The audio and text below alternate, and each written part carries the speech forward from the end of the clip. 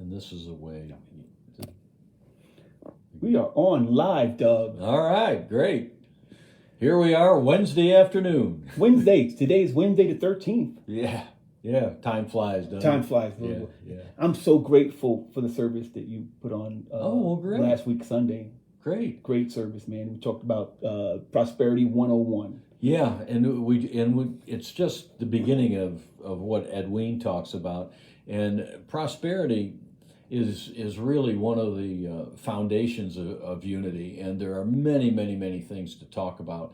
There's a number of spiritual laws and how we put those into our life, and there's various caveats to them. So we started on Sunday with prosperity. With what Edwin talked about with tithing, which was the first big obstacle for her. So that's kind of where we started. And I think that's first of all, let me say this. Okay. It was an amazing service. Great. We had a good turnout. Yeah. And I was a little concerned because, it started out kind of low numbers, but as time went on, as we got closer and closer to the time the service started, we got a pretty good turnout of people come out. Well, and that's kind of a funny thing because I noticed in...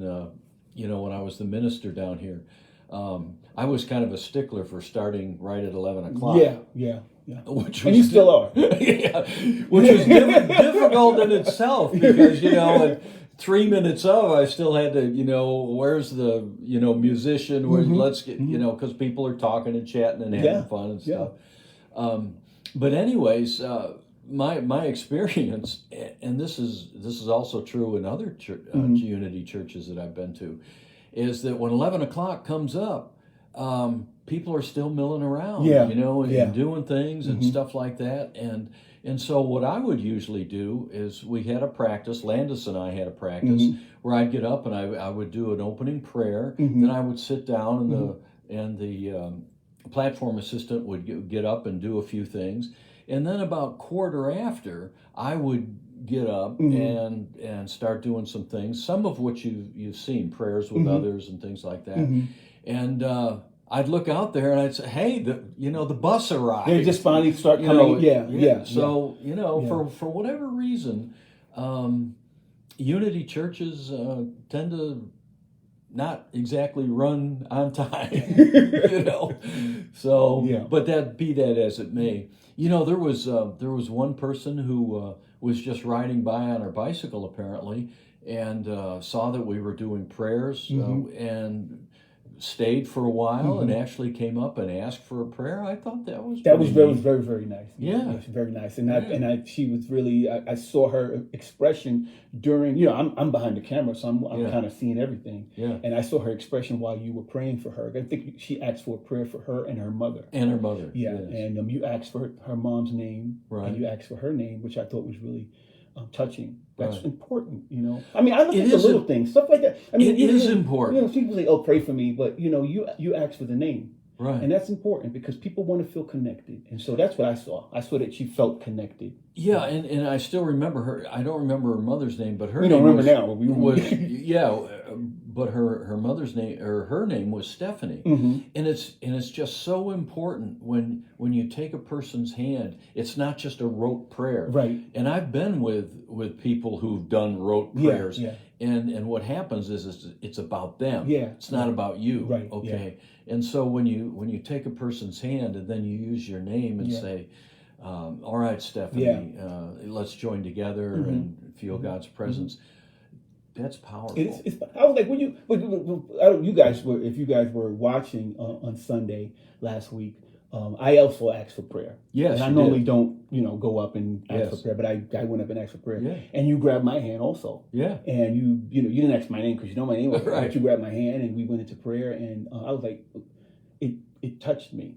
Well, that's so I great. started to get a little emotional myself, and it was because you were grabbing good. my hand. Well, because I wasn't squeezing too tight. No, but the touch and the fact that you were engaged in what was going on is helping me to get in touch with what's already inside of me, basically what your prayer was exactly about, and so that was very grateful for that. Thank you so much. Well, you're very welcome. Yeah, you're very welcome. Yeah. One of the things that we teach in the chaplaincy program, and one of the things that Silent Unity stresses is that they say when you're doing prayers for others, and when you're especially healing prayers or inspiration or something like that, you want to take yourself out of the picture, number one, and you want to go to that place where you know that you're connected.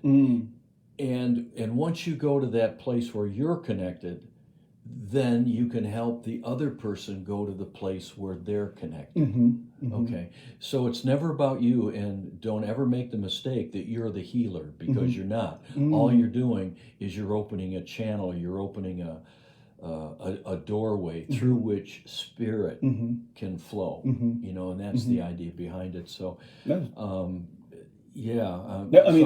glad it worked for you. Yeah, and it was just, I'm so grateful. Penny also got up and asked for Yes, prayer. she did. We had just a wonderful time. But I want to go back to our service, the topic of our service last week, Sunday. Okay. We were talking about Prosperity 101, and the first part of it was about tithing. That was what it was about. Now, first of all, I want to let you know that I'm a little pissed off. And the reason I'm pissed off is because you left us hanging. I was under the impression we were going to get 4 prosperity, tips on what to do. And you left me with just one. I did. And I'm like, but I'm cool with it. I'm looking forward to the next few. Well, and there's a couple reasons for that. Number one, tithing is more than a 20-minute talk. As a matter of fact, in the past when I talked about tithing, there would often be 2 or 3 services, and I'm not going to do that this time. And there are a variety. There's much more that can be said about it. But anyways, I wanted to give as full a presentation about that as that I could. Okay. And in addition, that kind of opens the door for what I'm going to talk about the next time. So the next time we'll go into the other, I might put 2 of them together. I don't know. We'll see how that comes out. But Edwin had, 4 spiritual laws of prosperity. So we'll do the other 3 the next times that I talk. Maybe not 3 the next time, but 1 or 2. When you mentioned you talked about tithing, and you mentioned that it takes a while to get through that particular portion, because what is the reason why it takes that long? I'm thinking it's a touchy subject. It can piss a lot of people off, because I've seen people get kind of pissed off about tithing. Like, what are you telling me to give my money for? And it's not really understanding the whole dynamic behind it. And so I'm thinking, this is just me thinking, I'm not professional, you are, is the reason why it take a long time because the convincing that you have to help people to understand, break through the stuff, the blockages that people have? Well, just like Edwin, tithing is a tough thing. I mean, when a minister gets up and starts talking about tithing, I mean, you can see people not only tense up, but it's almost like, hold on to the checkbook, Martha, here he comes.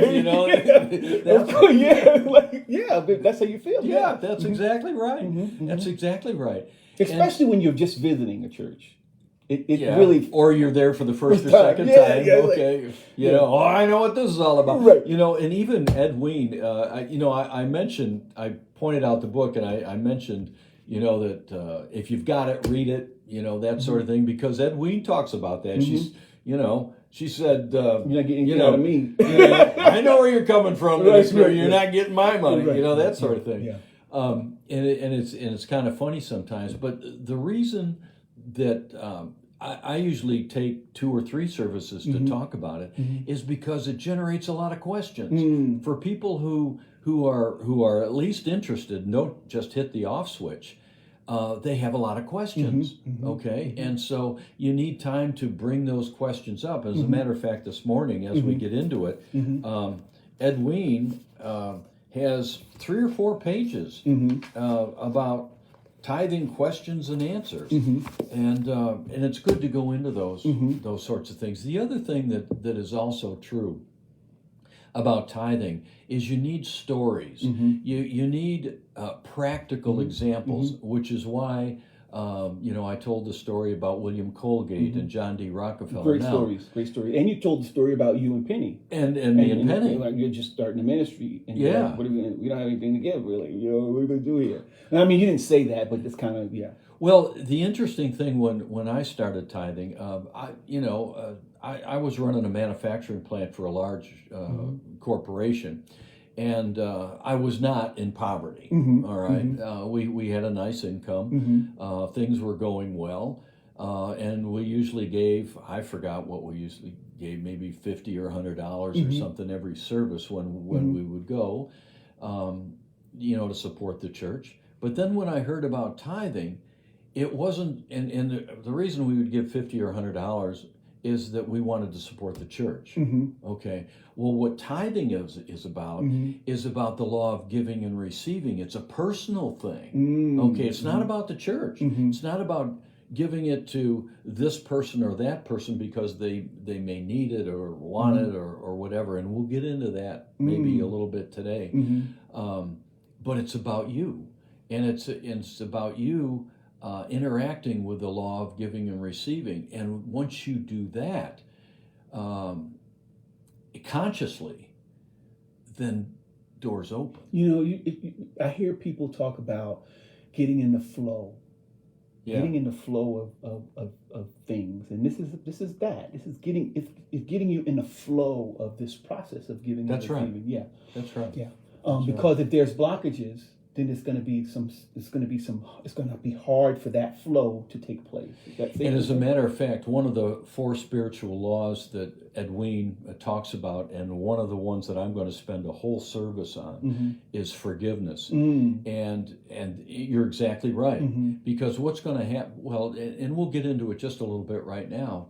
See, once you understand the law of giving and receiving, and once you understand where your prosperity and much of your success comes from, then the next thing you want to do is you want to set goals. Where do you want to go? What do you want? And that is the question that Spirit always asks you. What Spirit does, Spirit is here to allow you to grow.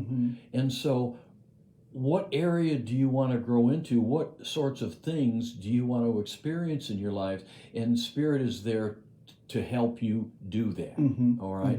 And so one of the first questions Spirit will ask, and I could tell you a story about this. What do you want?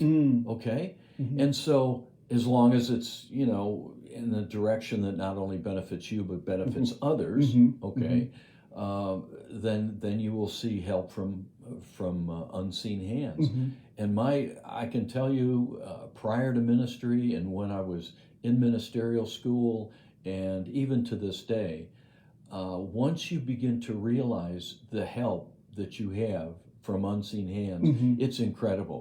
It's always there. And if you don't see it, you can ask, what's not right here? And oftentimes you'll get answers.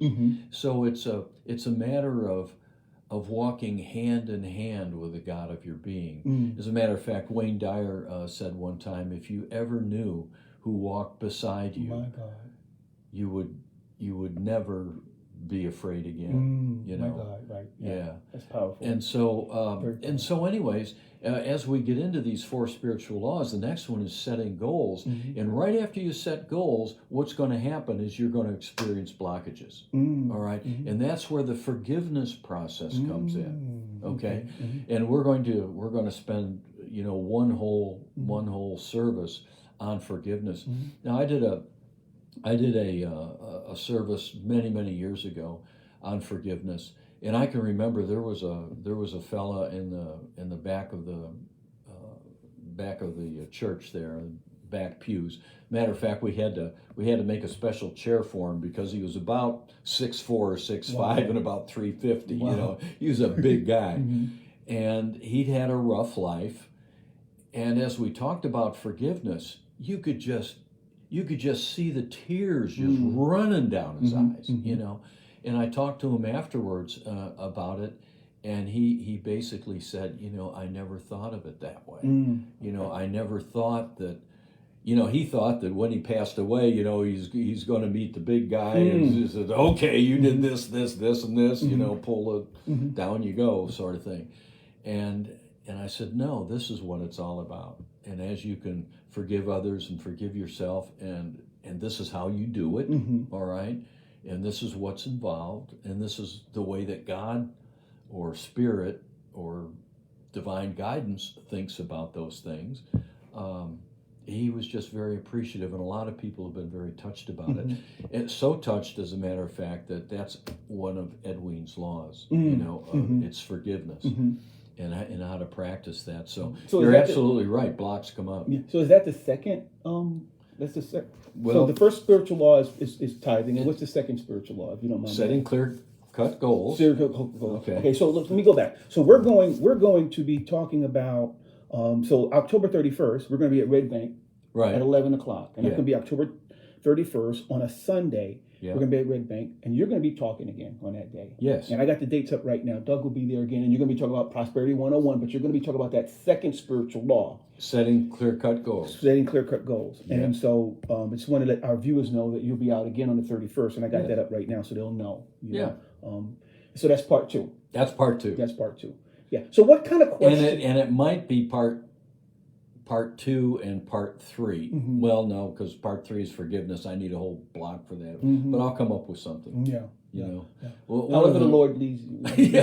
Well, one of the things that Penny reminded me of is that my talk after the 31st will be around Thanksgiving, and Thanksgiving needs a little bit different. That makes sense. Yeah, you got to make sure it's all working out in the flow. Yeah. That's right. But what kind of questions come up for people? What in your experience? What kind of questions come up for people when it comes to tithing? Like what kind of questions and what kind of Well, first of all, the first question is, well, I've read the Bible a lot. Where does tithing come from? Okay, well, how did you get that idea? And nobody, really knows. Edwin made an interesting remark. She said, people back in those days, weren't mathematically. What do I want to say? Sound or they didn't understand that very much. But you've got 10 fingers. So say, well, how much do I give to God? And you say, well, give him one. Right. Give him one which is a tenth. Right. That's pretty easy to understand. Right. You go 1, 2, 3, 4, 5, 6, 7, 8, 9. Give that sheep to God. Right. You know what I mean? Right. Yeah. Something. Who knows? Right. But the first there's 2 references in Genesis to it, and the first reference is Abraham is just had a battle, with another king, and he's got a lot of plunder and treasure and all that kind of stuff, and he basically said, and of all this, I'm going to give 1/10 to Melchizedek, give it to God, and he gave it to Melchizedek, who was the priest at that time. So that's the first reference. The second reference comes in Genesis 28, and Jacob has just had a vision of a ladder going up and down from heaven, and then God speaks to him and tells him about his lineage will form Israel, that sort of thing. And Jacob is taken aback to all of this and knows that, everything's coming to him, or at least his lineage. And he says, and of all of this, I will give 1/10 to God. All right. Now, Jesus never really talked about tithing too much. And the reason that he didn't is that tithing was just a part of the Hebrew culture. And here's the way it went. The first 10% went to priests in the temple. The second 10% went to their festival tithes. And then the third 10% always went to charity. And so they were actually giving about 30% of their income to various sources. And they referred to those things as tithes, 10% here, 10% there. And if you think about it, most of us these days, our taxation system is about 30%, 20 to 30.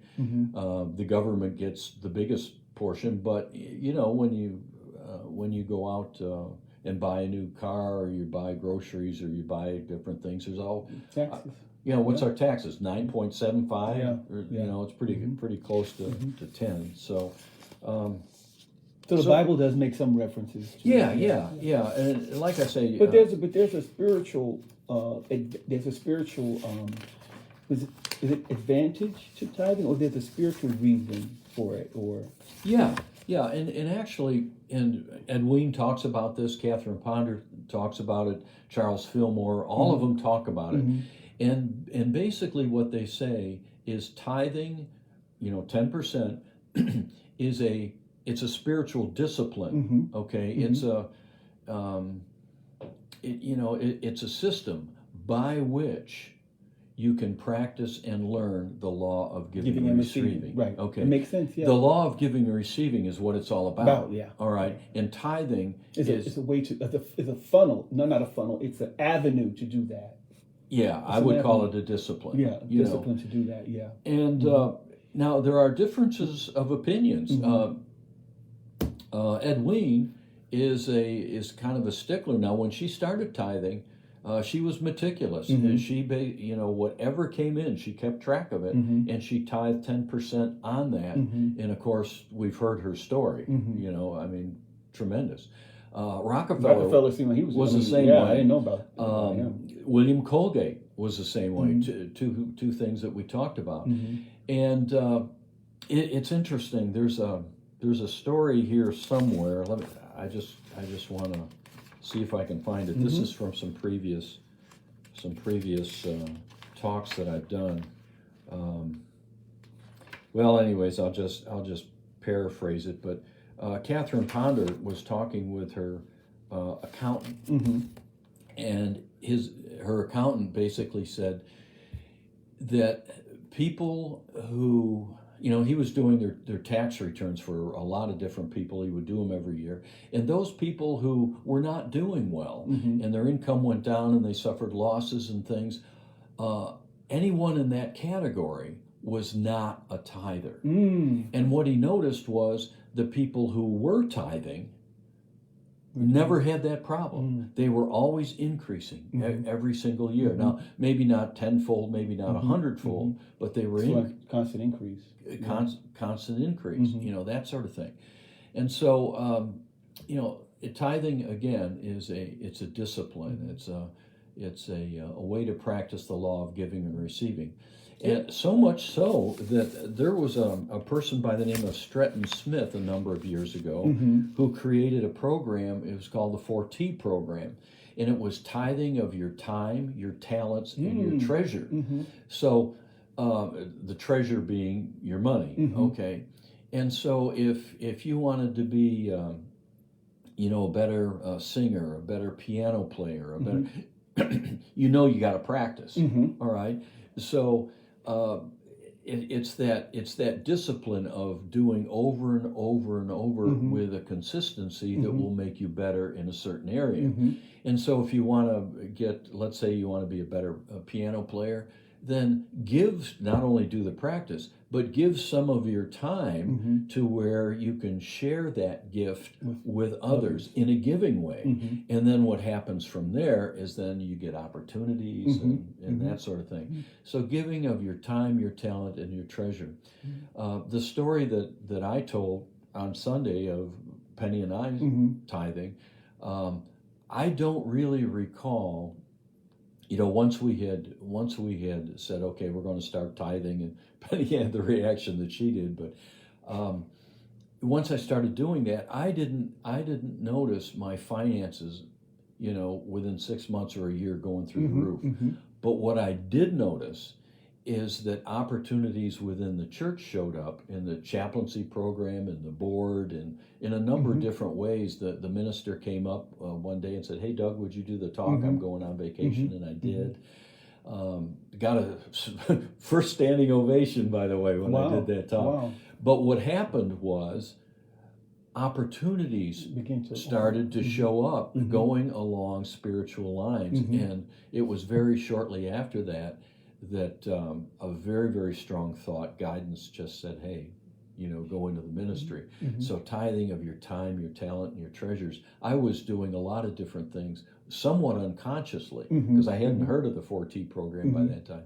But what you find out is that life tends to go pretty well for you, so there are other areas of tithing, not just with your treasure. What about like this whole thing about I've heard about clutter and how when you store up things, your things, and you have a whole bunch of stuff, and you don't make room for new stuff to come in. Is that so giving away things that you have that you no longer need? Yeah. And sometimes you have like an abundance of clothing that you can't fit anymore. Right. And you're wondering why you're not getting any money or any new clothes, and it's because you have like this whole storehouse of clothes that you don't need that you're not giving away. Does that have anything to do with that law of tithing? Or? Well, I don't know that it has anything to do with tithing, but my dad used to tell me all the time, clean out your wallet. Keep your wallet cleaned out. Right. That way you'll have room. You'll keep your money neat in your wallet. Absolutely. And that's one of the things we'll talk about today if we don't run out of time. Well, we're out. We got like about 4 minutes. Well, 3 minutes left. We got about 3 minutes. Okay. But help me to understand that whole clutter. Yeah. All right. This whole thing about organizing the wallet and stuff like that. What is that the thing? Yeah. What that keys into is forgiveness. And the basic of forgiveness is releasing and letting go of that which does not serve you anymore, okay? There might be a lesson, okay? And the crux of forgiveness is once you let go of those things, you let go of the blockages, and you open that door, and you allow something greater to come in. And there will be many stories about that. So this question that I just asked is really me being ready for number 2. Okay. Is that or number 3? Or number 3? Yeah. Wow, that's interesting. Yeah, yeah. And the whole thing about clutter, is it stops you up. And I'll just tell you one brief story. This was I was running a business out in California again for a large corporation. And back in those days, my inbox was this deep. There was stuff all over. There was projects all over the office that I was in, and I was just frazzled. And I was quite upset. And I sat back and I said, this is not working. So I closed the door. I went through the office, cleaned it up, organized it. Went through the inbox, threw out a bunch of stuff that I, was no longer necessary, and then I took what was in there that I had to act on. I prioritized it, I organized it, and then I sat back and I said, "Okay, now I know exactly what's mine to do. I'll take care of the biggest ones first." The old story about swallowing a frog. If you got to swallow a frog, swallow the biggest one first. That sort of thing, and do it at the beginning of the day. Don't put it off.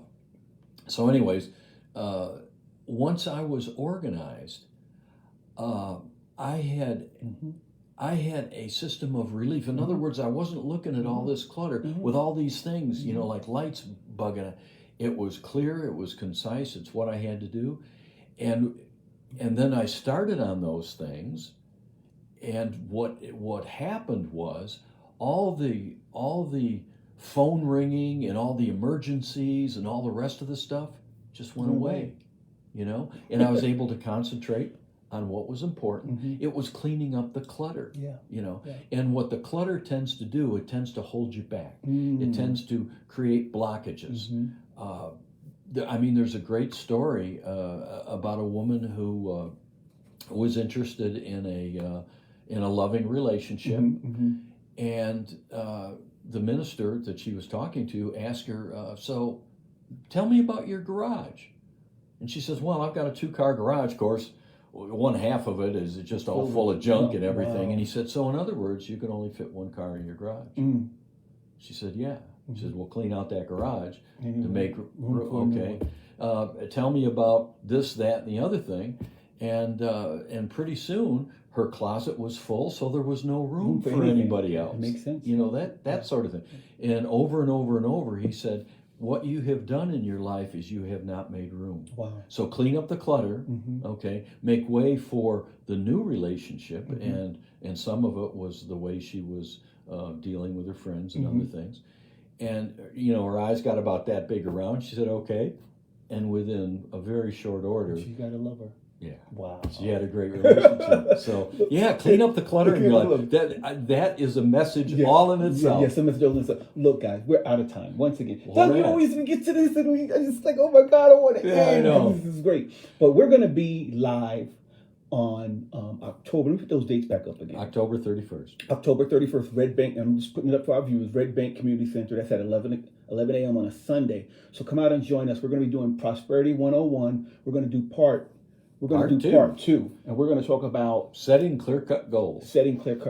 Okay, and so if you're interested in learning how to attract more, or you're trying to get more abundance in your life, this is where you want to be.